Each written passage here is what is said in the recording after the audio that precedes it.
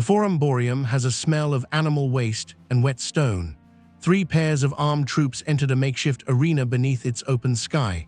They weren't troops. They were trained to battle to the death as slaves, not for fame, but to pay respect to the deceased. Decimus Junius Brutus Scaevour had recently buried his father in 264 BC. He commemorated the event by staging what Livy, the Roman historian, later remembered as the first gladiatorial fight ever documented in Rome. This was not yet a spectacle for the public. It was a burial ceremony, a duty, or munus as the Romans termed it, owing to the departed. The fighters bled as a grave sacrifice rather than for amusement. However, this personal rite, which had its origins in the Campanian practice of offering human sacrifices at tombs, quickly changed. In southern Italy, particularly in cities like Capua, these bloody rites evolved rapidly. The Samnites, Rome's former enemies, had hosted warrior duels during feasts honoring the dead. Gradually, ritual killing transformed into ritual combat. Death became secondary to the struggle itself. As Tertullian later observed, it was the spilling of blood for the sake and satisfaction of the dead, but increasingly for the entertainment of the living. By the late 3rd century BC, these duels migrated from funerals to festivals. No longer confined to mourning ceremonies, they joined Rome's expanding roster of ludi, games sanctioned by the Senate. Initially religious, the Ludi Romani honored Jupiter during times of crisis. The Senate, fearing divine wrath or seeking favor, funded them, transforming private grief into state-sponsored spectacle. This transition from familial ritual to civic performance proved irreversible. The Senate's involvement deepened. Magistrates, especially aediles, wielded these spectacles for political gain. Blood became politics. Death became display. By the Republic's end, temporary wooden arenas gave way to permanent stone amphitheaters.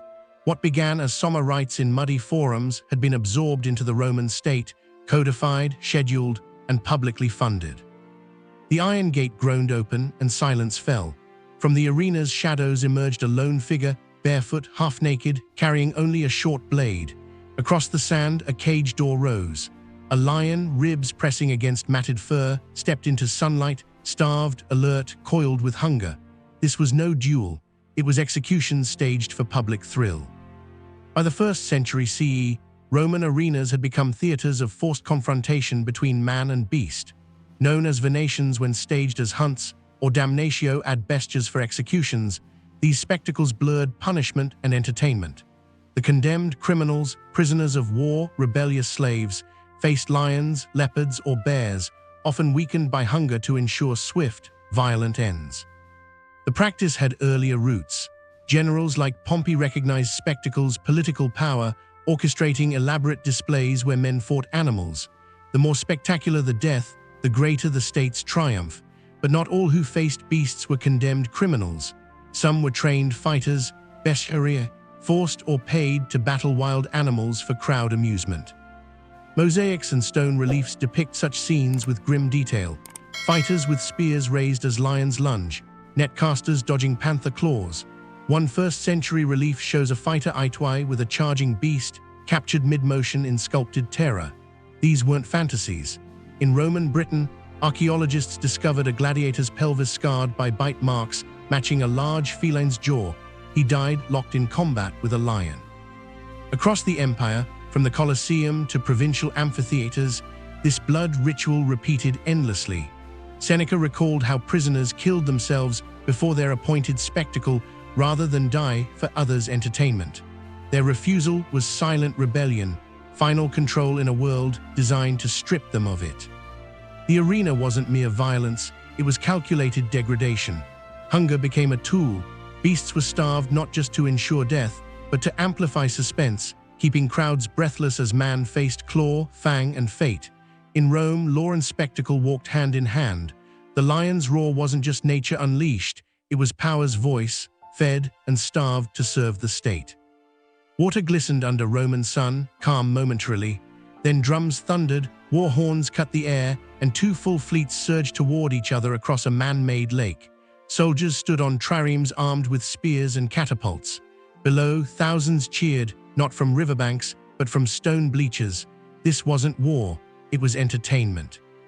Rome called them normatia, mock naval battles fought in carefully engineered basins, often dug by imperial order.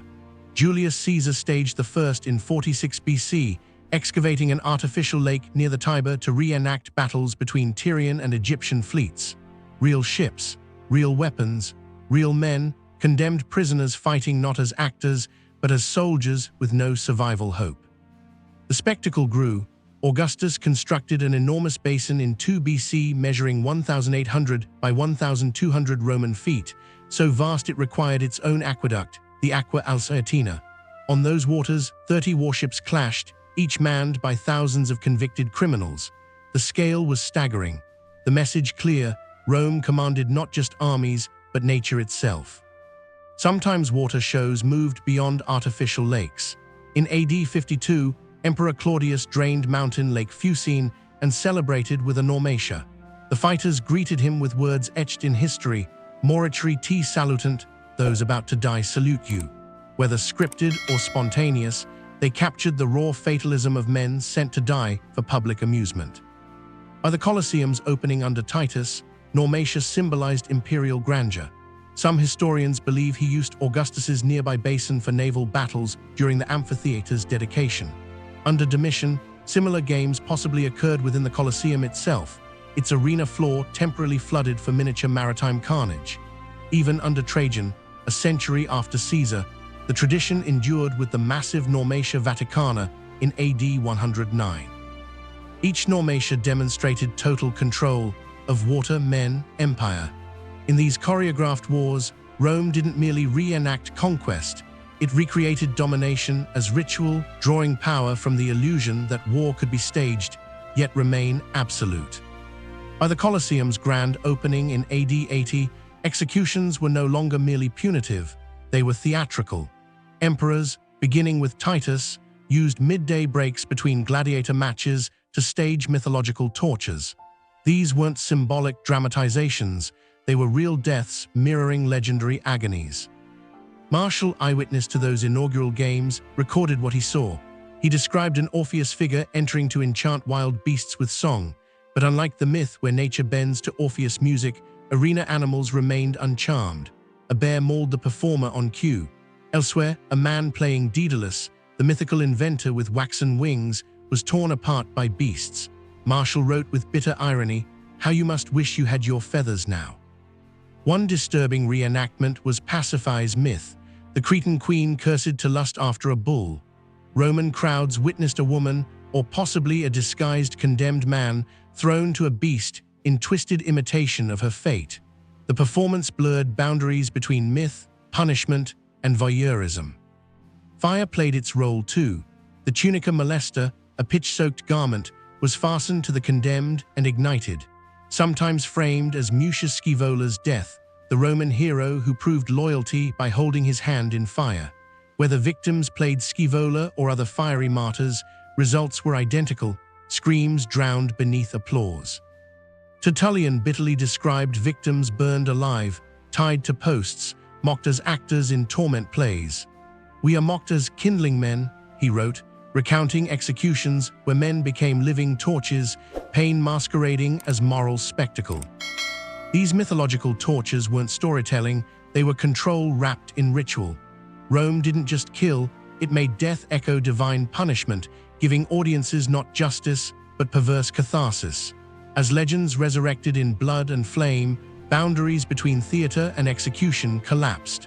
In Roman arenas, myth wasn't read, it was relived. Rome's arenas transformed ritual into policy, spectacle into statecraft. Blood on sand, water and flame forged a culture measuring power through choreographed death. Their echoes haunt every modern debate on violence and entertainment. Which spectacle, funeral duels, bestial hunts, Normatia, or mythic tortures, best exposes Rome's control over life itself? As Seneca wrote in letters to Lucilius, "I come home more greedy, more ambitious, more self-indulgent, yes, even more cruel and inhuman, because I have been among human beings."